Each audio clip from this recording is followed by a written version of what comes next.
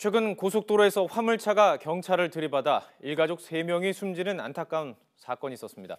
이 화물차 운전기사, 볼펜을 줍다가 사고를 냈다 이렇게 경찰에 진술을 했습니다. 운전하면서 운전 외에 다른 행동을 하는 것 산만 운전이라고 하는데요. 이 산만 운전의 위험성, 취재기자와 좀 더 자세히 알아보도록 하겠습니다. 오태인 기자.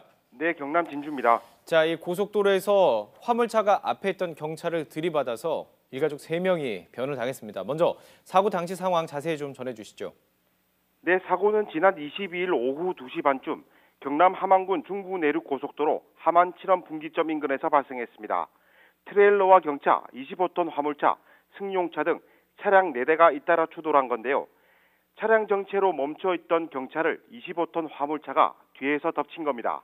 트레일러와 25톤 화물차 사이에 경차가 끼면서 운전자와 운전자의 어머니, 딸이 모두 현장에서 숨졌습니다.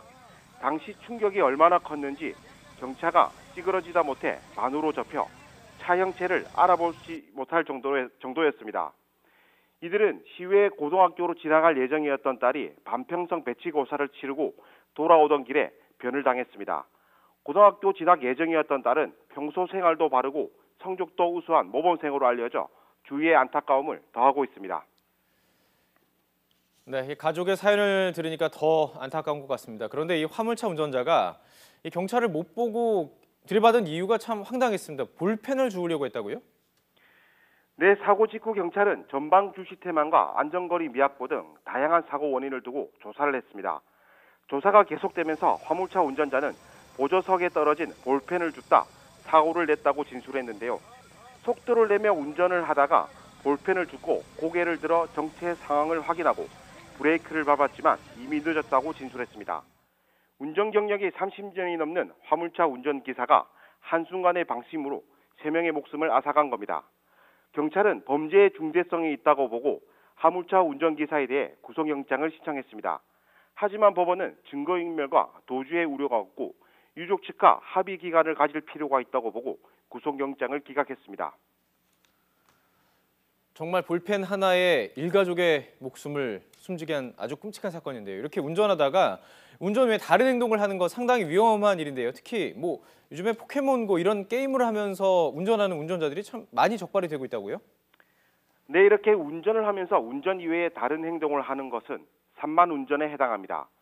미국 버지니아 공대 보고서를 보면 운전하면서 휴대전화의 번호를 누르면 사고 위험이 12.2배 증가한다고 밝혔습니다. 또 이번 중부 내륙 고속도로 사고처럼 무언가를 줍기 위해 몸을 뻗는 행위 역시 사고 위험을 9.1배 증가시키는 것으로 나타났습니다.